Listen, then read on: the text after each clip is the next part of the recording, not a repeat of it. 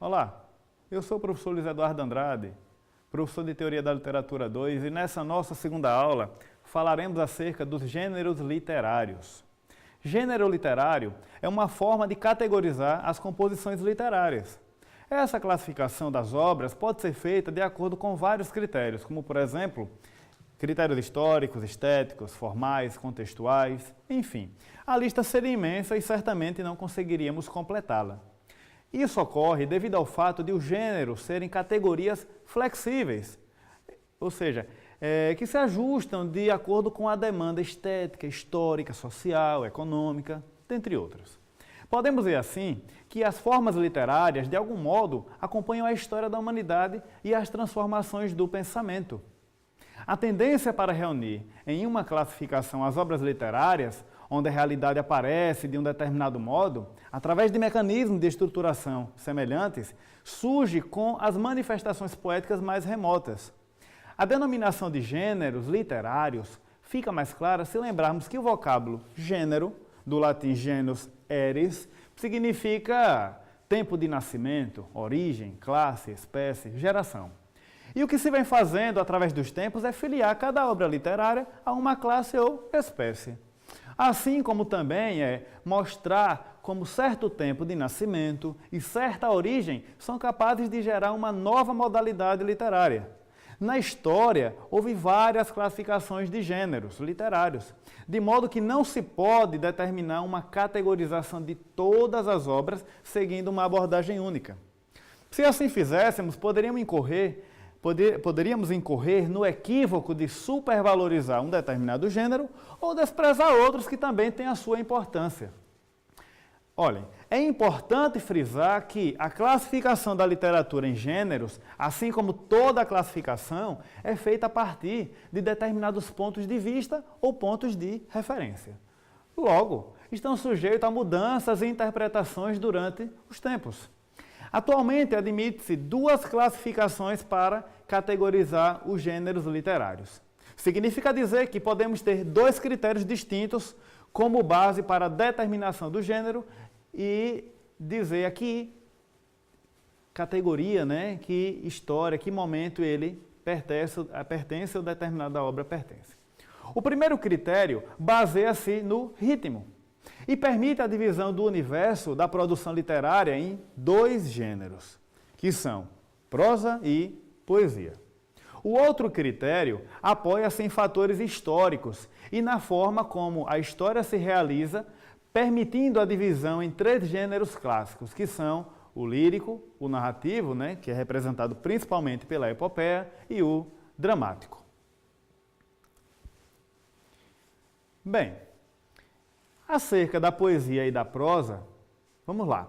Falamos em ritmo como o primeiro critério de distinção entre a prosa e a poesia. Mas e o que seria ritmo, Em termos gerais, ritmo é a repetição de certos elementos a intervalos mais ou menos regulares. Certamente o ritmo está presente em qualquer forma de linguagem, e esta se repete com algum intervalo, marcando a recursividade da língua. E então, como que podemos separar o ritmo do texto literário dos demais textos?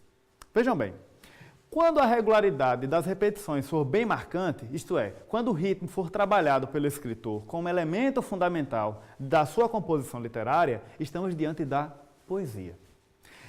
Ele é um elemento chave da feição artística desse tipo de texto. Bem, quero deixar claro que uso o termo poesia dentro de um contexto restrito, que seria caracterizado pelo uso do verso, da linguagem metrificada, sem considerar, no caso, os sentidos mais amplos que sabemos ter a palavra. Tudo bem? Vamos lá. Vejamos um exemplo de um trecho de Gregório de Matos, de um soneto dele. Aqui, a Jesus Cristo, nosso Senhor. Vamos lá. Pequei, Senhor, mas não porque hei pecado. Da vossa alta clemência me despido, Porque quanto mais tenho delinquido, vós tenho a perdoar mais empenhado. Notem que na minha leitura há um ritmo na forma como as palavras e os versos se encadeiam. Isso é reforçado pelas rimas e a métrica do poema. Bem, esclarecido o ritmo da poesia, resta-nos falar agora da prosa, que, ao contrário, tem no ritmo um elemento pouco notável ou artisticamente neutro. A prosa conserva o ritmo espontâneo, que a linguagem verbal possui em seus empregos fora da literatura, nos contextos diários. Em linhas gerais, o ritmo na prosa cede espaço para outros elementos de composição literária. Vamos lá, notemos a diferença entre os gêneros na leitura desse trecho do romance A Menina Morta, de Cornélio Pena. Vamos lá. Um dia, sem nada fizesse prever qualquer coisa de novo, os escravos receberam à noite, das mãos dos feitores irritados, suas cartas de alforria e voltaram para as senzalas, atônitos, sem saber explicar a si próprios o terem passado de sua miserável condição de escravos para a de homens livres. Assim, de repente, sem cerimonial algum. Bem, como podemos ver, na leitura do poema e na leitura desse trecho do romance, fica claro que a entonação é diferente, o ritmo é diferente, a métrica é diferente. Ou seja, aqui, na verdade, nem métrica tem, né? Agora vamos à classificação clássica dos gêneros, né? Lá da antiguidade. Olha lá. Relembrando, os gêneros clássicos se dividem em três: lírico, dramático e narrativo, ou épico, né? Também conhecido como épico. O gênero lírico, diferente dos demais, é um tipo de texto que não se propõe a contar uma história. Suas palavras não chegam propriamente a configurar personagens e a descrever cenários, nem fazerem narração de ações ou de acontecimentos.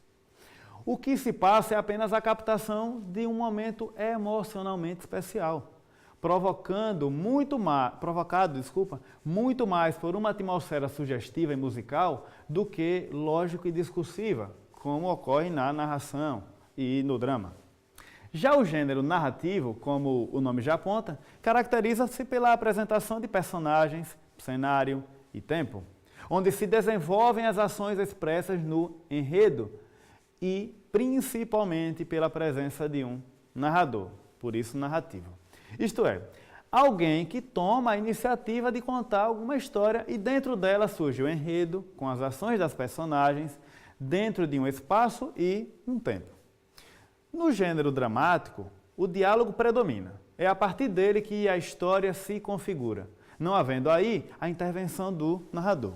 As ações vêm à tona juntamente com as falas das personagens. É importante frisar que as obras dramáticas são compostas normalmente objetivando a encenação, ou seja, um espetáculo teatral. Veremos agora um pouco da história dos gêneros, no caso, desde a antiguidade. Então lá, desde a antiguidade clássica, grega, né, latina, né, greco-latina, a divisão é feita a partir de três grupos de gêneros. São ele o épico, como nós tocamos, o lírico e o dramático. Essa divisão partiu de alguns filósofos da Grécia Antiga, principalmente Platão e Aristóteles, quando estudaram o conceito de mimesis. E é importante ressaltar que essas três classificações básicas, fixadas pela tradição, englobam inúmeras categorias menores, normalmente denominadas subgêneros. A categorização dos gêneros é tomada muitas vezes a partir de feições, ora, normativas, também chamadas prescritivas, ou descritivas. De um lado, o normativismo, como o nome sugere, apresentaria regras inflexíveis, ou apenas um conjunto de traços que a obra pode apresentar em sua totalidade ou predominantemente. Os defensores do normativismo buscam uma universalidade da literatura, de modo que os gêneros seriam uma categoria imutável, que obedecem leis fixas de estruturação pela sua pureza. Enquanto que, na outra extremidade, a postura descritiva defende a liberdade criadora, de que deve resultar o trabalho artístico. Dessa forma, se aceita a mistura dos gêneros, numa espécie de combinação necessária para o acompanhamento da literatura e da sociedade que lhe serve de enredo, normalmente. O prescritivismo, ao contrário, opta por uma atitude que favorece uma espécie de especulação aberta, afeiçoada à discussão de hipóteses, que podem ser explicadas pelo crítico, pelo teórico. Então, o descritivismo, no plano histórico, nós poderemos apontar na Antiguidade Clássica como defensora do normativismo, postura que se estendeu até o Renascimento. E da modernidade até a nossa contemporaneidade, teríamos muito mais uma postura descritiva. Antes de avançarmos na apresentação de alguns tópicos importantes, vale ressaltar que as divisões entre épocas servem apenas como ferramentas didáticas de apresentação dos temas, o que não impede de haver ainda, hoje, uma defesa da pureza dos gêneros, nem também podemos excluir a possibilidade de ter na antiguidade estudiosos que já apontassem para um hibridismo dos gêneros, uma mistura. Então vamos lá. Vejamos agora as considerações de Platão e Aristóteles. Platão, no livro 3 da República, nos deixou a primeira referência no pensamento ocidental aos gêneros literários. Diz o filósofo que a comédia e a tragédia se constroem inteiramente por imitação. Os ditirambos, que eram formas de poesia, apenas pela exposição do poeta, e a epopeia pela combinação dos dois processos, ou seja, imitação e exposição do poeta. Platão atribui às artes uma função moralizante, e a classificação das obras literárias seria feita de acordo com a forma de imitação que a literatura promovia. Para Platão, o poeta era um autor de terceira espécie, e em segundo lugar estaria a obra do artesão. Em primeiro lugar, o filósofo se refere ao mundo das ideias. Bem, agora, correlacionando os três, fica da seguinte forma. O poeta seria apenas um imitador daquilo que o artesão fabricava. Nesse sentido, a literatura imita isso que chamamos de realidade, o local aqui onde nós convivemos. É inclusive o local onde está a obra do artesão. E este imitaria o mundo ideal. Em linhas gerais, o poeta seria um imitador de terceira mão, já que entre ele e o mundo das ideias estaria isso que chamamos de realidade. Diferente de Platão, Aristóteles preocupa-se mais com questões de ordem estética e recusa a hierarquia platônica, apresentando na poética uma nova percepção de como se dá a mímesis artística. E embora o conceito de mimesis não tenha sido por ele claramente formulado, ao marcar a diferença no modo como nós recepcionamos a realidade e a arte, Aristóteles remete-nos para o fato de que o prazer decorrente da mimesis, diante do belo, não se explica pelo que se sente em relação ao mundo empírico. São planos de realidade diferentes. A ênfase na diferença entre o mundo empírico e a realidade da arte leva o filósofo a valorizar o trabalho poético e a se voltar para o estudo de seus modos de constituição, a fim de detectar as diferentes modalidades ou gêneros de poesia. Para Aristóteles, os gêneros eles se diferenciavam a partir do meio como a mimesis era realizada, seguindo pelo objeto, que era representado por ela, e também pelo modo como a representação se dava. Diante disso, podemos ver que, diferente de Platão, a preocupação de Aristóteles é com o conteúdo dos gêneros. Pulando agora para a Antiguidade Latina, temos em Horácio uma das figuras mais importantes para a discussão dos gêneros. O pragmatismo romano leva Horácio a impor à literatura uma função moral e didática, em que deve se juntar no texto literário o prazer e a educação. Não esqueçam disso. Na arte poética horaciana, ressalta-se a questão da adequação entre o assunto escolhido pelo poeta, juntamente com o ritmo, o tom e o metro. Com isso, não se pode... Com isso, só pode ser tido como poeta aquele que sabe respeitar o domínio e o tom de cada gênero literário. Não vamos esquecer que o tom está intimamente ligado ao ritmo, que nós já vimos no início da aula. Então, pela unidade de tom, não era admissível que se exprimisse, por exemplo, um tema cômico no metro próprio da tragédia. No pensamento latino de Horácio, eliminava-se a possibilidade de hibridismos, ou seja, a mistura entre os gêneros, postura que reforça o normativismo que nós já vimos. Bem, passando adiante, chegando à Idade Média, não teremos muitos destaques para a questão dos gêneros. Mesmo assim, no período medieval, pelo rompimento com a tradição clássica, os gêneros que já existem recebem novos conteúdos. As sistematizações mais rigorosas se voltam agora para a poesia trovadoresca. Mas uma referência importante aos gêneros é feita por Dante Alighieri, autor conhecido pela Divina Comédia, em que o poeta classifica o estilo em nobre, médio e humilde, correlacionando o nobre à epopeia e à tragédia, o humilde à comédia e, no último lugar, como estilo humilde, à elegia. Então, indo adiante, é só no Renascimento que a rigidez das normas clássicas é reforçada, agora a partir de outras feições. A Renascença traz à cena os postulados teóricos da antiguidade greco-latina, em que a crítica renascentista caracteriza-se pela leitura da mímesis aristotélica como imitação da natureza e não como um processo de recriação, que é a ideia de Aristóteles. Diante dessa nova postura, a teoria dos gêneros no Renascimento praticamente adota e delibera normas e preceitos a serem seguidos rigidamente pelos artistas, para que mais perfeita fosse a imitação e, assim, mais valorizada fosse a obra. Com isso, a arte dos antigos gregos e latinos servia como modelo ideal, eram obras modelares, modelos de perfeição, reforçando assim a concepção imutável dos gêneros dentro de uma leitura prescritiva.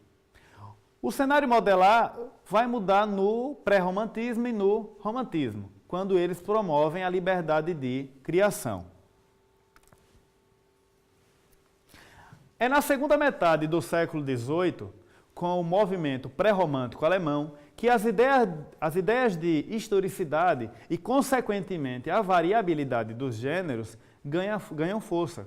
Só por essas palavras já dá para perceber que os poetas fundadores do movimento romântico não se orientam por normas ou repetições de modelos. Busca-se antes lançar um olhar crítico sobre a história, postura típica de uma atitude descritiva. O poeta é concebido como um gênio, de cuja interioridade irrompe intempestivamente a poesia, fundamento que leva à valorização do indivíduo, da individualidade e da autonomia de cada obra como realização única e subjetiva de um autor. A liberdade de criação permanece como bandeira dos românticos, que, embora não apresentem uma solução única para a questão dos gêneros, aceitaram a existência deles e propuseram suas teorias que eram sempre apoiadas no princípio de derrubadas das regras clássicas e do conceito da mímesis reduzida à imitação de modelos. Ou seja, eles são contra aquilo que, desde a antiguidade e no Renascimento colocado novamente, os românticos são contra.